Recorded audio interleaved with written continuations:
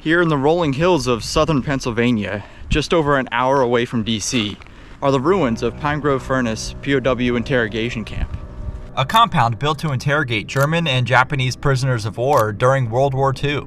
After learning about the camp's existence, I found myself full of questions. Like, how have I never heard of this place, even though I grew up only an hour away from it? Why did they choose this location for interrogating POWs instead of just housing them here? And what could a World War II interrogation camp possibly look like? Let's explore the ruins of the camp and try to find some answers.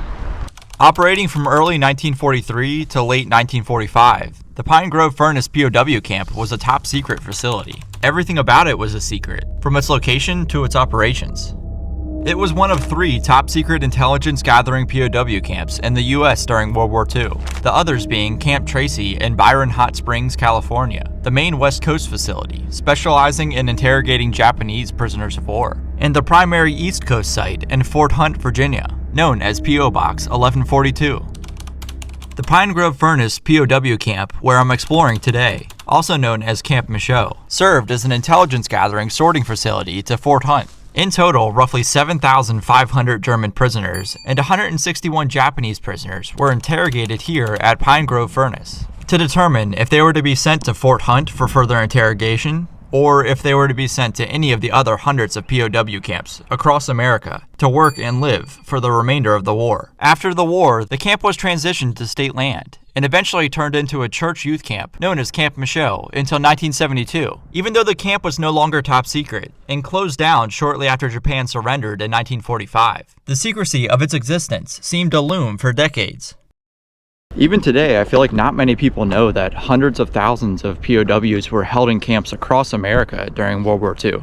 With my first question answered, I was still wondering, why did they choose this location for interrogating POWs instead of just housing them here? It turns out that there's not just one answer to that question, but several.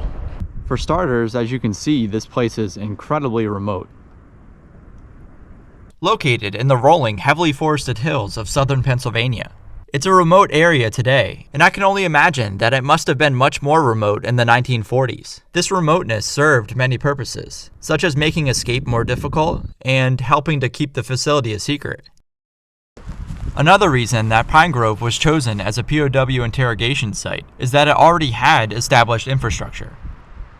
Many of the buildings that were here during the POW era were actually already here as a part of the Civilian Conservation Corps. It was a program put in place in 1933 as a part of the New Deal by President Roosevelt.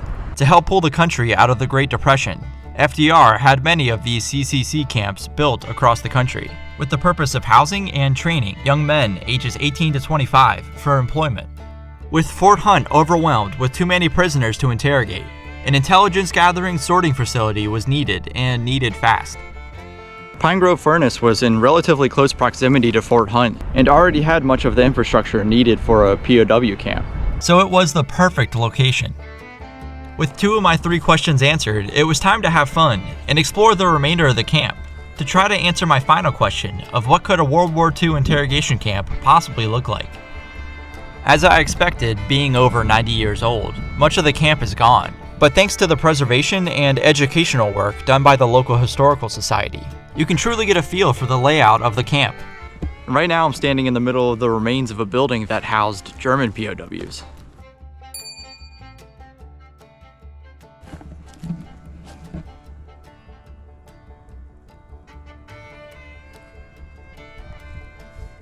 So where I'm standing right now would have been pretty much right in the middle of the camp.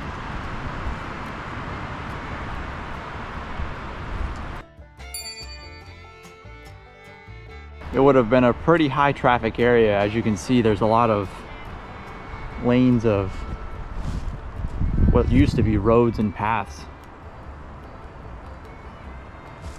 Going that way would have been the recreational hall. Up that way would have been to the barracks. Thousands of Germans walked this exact path as I'm walking right now in the middle of the greatest conflict in human history. It's kind of crazy. This right here would be another guard tower ruin and the house of the POW camp commander. And there was actually a painting done by a German POW of this house and guard tower. The POW camp was of course converted to a church camp after the war, so things were removed and added. But much of the POW camp infrastructure was used and relatively unchanged until the church camp closed in 1972. So much of what you get to see here today was a part of the POW camp's infrastructure. This here is the POW camp's mess hall.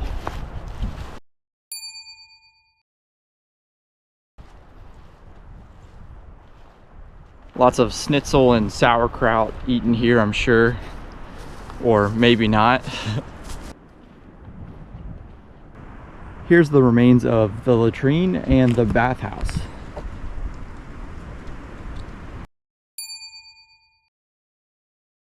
Lots of pipes going into the ground and a massive drain right here. This is the massive pool for the church camp that took over this property after the war ended.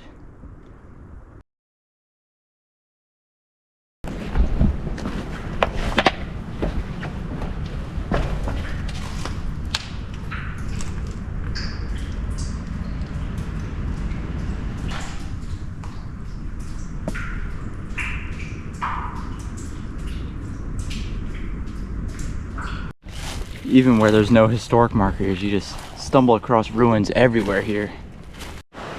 This was constructed, I think, at least partially by the prisoners themselves, and was where they got their drinking water from.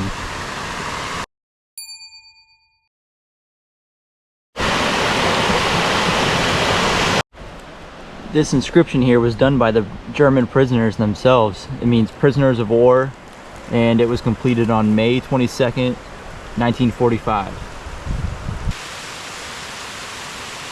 Now, I know this place was a prisoner camp and was probably pretty bleak for the prisoners, but this place really does give the vibe of like a summer camp.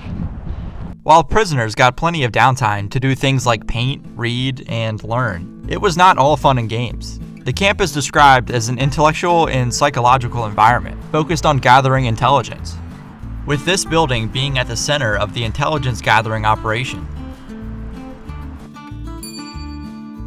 I can only imagine there must have been some very nervous men in this building at one point.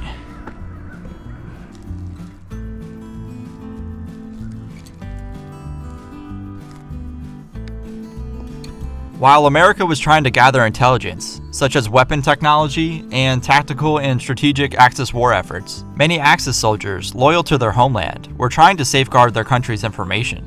Prisoners were extensively interrogated, and over time it was determined if they were going to be sent to Fort Hunt in Virginia for further questioning, or to be sent to one of the other hundreds of POW camps across America to wait out the war. After seeing the entire camp, I have my answer to my third and final question. Overall, living here as a prisoner of war doesn't seem like it would have been that bad, besides the part where you're a prisoner in an enemy state halfway across the world, while being extensively interrogated. Well, that's all for this video. I hope you had as much fun watching it as I did making it. See you in the next one.